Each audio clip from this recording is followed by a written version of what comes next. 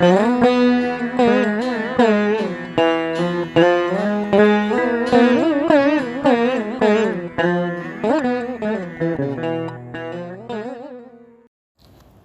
ஸ்ரீ சுந்தர மகாலிங்கமே போற்றி போற்றி.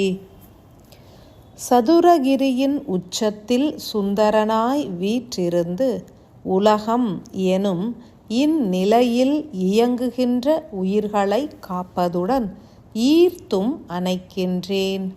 ஏன் யாம் மலையின் உச்சியில் வீற்றுள்ளோம் என்றே சிந்திக்கும் தேவியே, அன்பின் உச்சத்தினை அனைவரும் தீண்ட வேண்டும் என்பதே எமது மூலச் செயலாகும். ஆத்ம அணு வெளிப்படுத்தும் ஓர் அற்புத ஒளியே அன்பு எனில் மனிதர்களும் ஏனைய உயிரினங்களும் அதனை தீண்டினால் மாத்திரமே பிறவிச் சுழல் நீங்கும். பிறவி போராட்டம் என்பதே வேண்டாம் என்றே சிந்திக்கும் மனிதர்கள் உணராது செயல்புரிகின்றனர். மனித பிறவியின் உச்சம் என்பது ஆன்மாவினை உணர்தல் ஒன்றே. அதனை அடைய வேண்டும் என்பதே ஆன்மாவினுடைய நோக்கமும் ஆகும். ஒரு மனிதன் தன்னை உணர்தல் எனும் செயலின் மூலம் ஆன்மாவினை உணர்ந்து தெளிந்து அன்பினில் திளைத்து சிவத்தை அடைகின்றான். சிவத்தை அடையாதவரை ஒவ்வொரு ஆன்மாவும் தான் ஏற்ற மானுட பிறவியை சுழற்சியிலேயே இருத்தியிருக்கும். இதனை உணர வேண்டியதே மனிதனின் அதிமுக்கிய பிறவி நோக்கமாகும். தனது ஆன்மாவின் ஆற்றலை உணர வேண்டும், அதனையே சிவத்தினை உணர வேண்டும் என்றுமே உரைத்திருப்பர். சிவமே அன்பு எனும் மாற்று நாமத்திலும் அழைக்கப்படுகின்றது. அன்பு என்பது செயல்படுத்த இயலக்கூடியதே. அறிவிற்கும் எட்டுவது அன்பு ஒன்றே. அதற்கான உணர்வினையே சிவம் என்றும் அழைத்திருப்பர். அதன் இறுதியில் உருவாகும் நிர்மல தன்மையினையே ஆன்மா எனும் ஜோதி ஸ்வரூப ஒளி என்பர். ஒரு மனிதன் இறைவனை அடைய வேண்டும் எனில் முதலில் அன்பினை அறிய வேண்டும். அன்பினை அறிவினில் ஏற்றிட உதவிடும் கருவியே பக்தி எனும் ஒரு வகை மார்க்கமாகும்.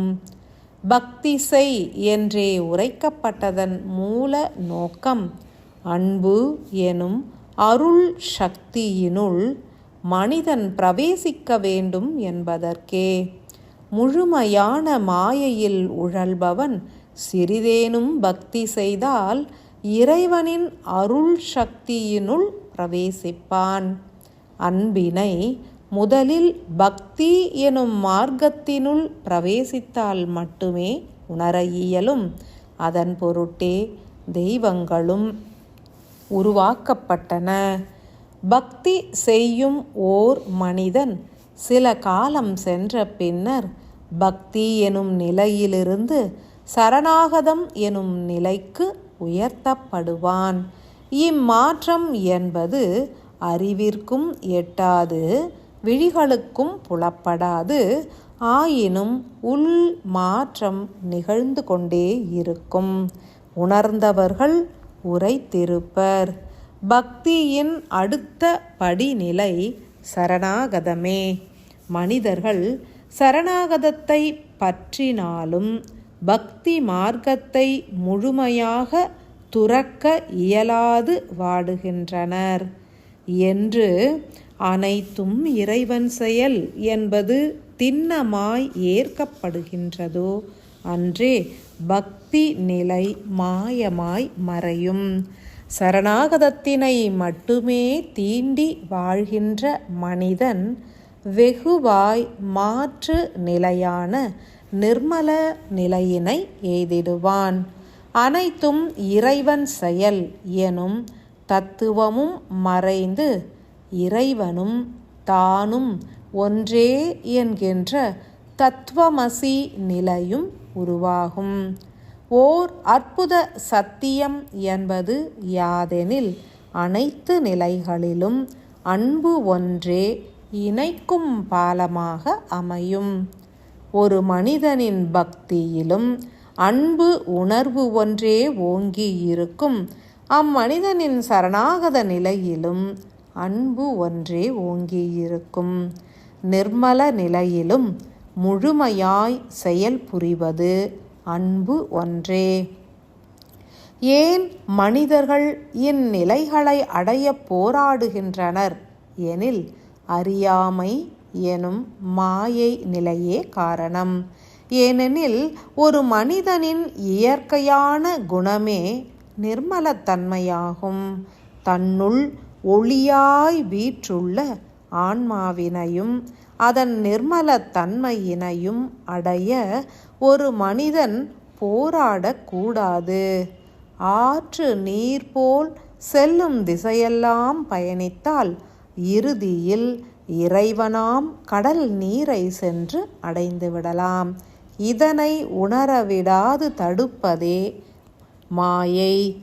தன்னால் எளிதாய் ஆன்மாவினை உணர இயலும், இறைவனை அடைய இயலும் என்பதனை முதலில் ஏற்றுக்கொள்ளுங்கள். ஏனெனில், அனைவரும் தன்னுள்ளே ஆன்மா எனும் இறைவனை ஏற்றுள்ளீர்கள். ஒரு மனிதன் நிர்மல தன்மையினை அடைந்து விட்டால் என்ன நிகழும் என்றே சிந்திக்கும் நிலை உணர்ந்தோம். அதனை கடந்தால் பல அற்புத நிலைகள் உண்டு. அதனை எந்த ஒரு தெய்வமும் மனிதனின் அறிவினில் பதிந்திடும் வண்ணம் எடுத்துரைக்க இயலாது. ஏனெனில், நிர்மலத்தன்மையில் அறிவும் உணர்வுமே அற்று போய்விடும். அறிவும் இல்லை, உணர்வும் இல்லை எனில் அம்மனிதன் ஓர் சவம் ஆவான். அவனே சிவனும் ஆவான். ஏனெனில், அதன் பின்னர் வாழ்கின்ற மனித வாழ்வு என்பது தேவ வாழ்வாகவோ சித்தர்களின் வாழ்வாகவோ அமைந்துவிடும். எனில், உணர்வுகள் அற்ற அந்நிலை என்பது மனித வாழ்வின் உச்சமான நிலையாகும். மனிதர்கள் அந்நிலையினை அடையும் வரை உடல் கொண்டு வாழ்ந்திடவும் இயலும். இருப்பினும் அகங்கார மாயை வீழ்த்தி கொண்டே இருக்கின்றது. அன்பான மானுடர்களே, எம்மில் ஒரு துளி ஜீவனாய் பரமஜோதியின் ஒரு துளி ஆத்ம ஜோதியாய் இப்புவியினில் வாழ்கின்ற உங்களுக்கு எளிதாய் பக்தியை புகட்டி சரணாகதத்தினை உணர்த்தி நிர்மல நிலைக்கு ஈர்த்து விடவே அகத்திய ரிஷிகள் முனைகின்றார். அன்பினை ஆழமாய் பற்றுங்கள். அறிவினை புறம் நீக்கி சரணாகத நிலையின் தன்மையுடன் உட்கலந்து நிர்மல சக்தியினை பெற்றிடுங்கள். இறைவனே உரைக்கின்றார் என்பதனை உங்களது அறிவு ஏற்காதவரை அகந்தை நடமாடிக்கொண்டே இருக்கும்.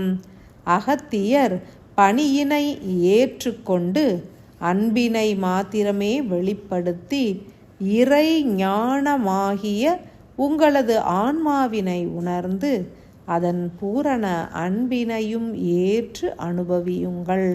உங்களது துக்கங்களும் துயரங்களும் பெரும் மாயை ஆகும். அதனை விட்டு விலகுங்கள். சிறிது காலம் தொடர்ந்து கொண்டே இருக்கும்.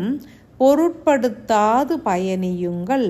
வலியும் வேதனையும் உருவாவது பெரும் மாயையாகும். ஏனெனில், எந்த ஒரு ஆன்மாவும் பேரானந்த அன்பு எனும் அருட்சுவையினை மாத்திரமே வெளிப்படுத்த இயலும். உணர்வதற்கு முயலுங்கள்.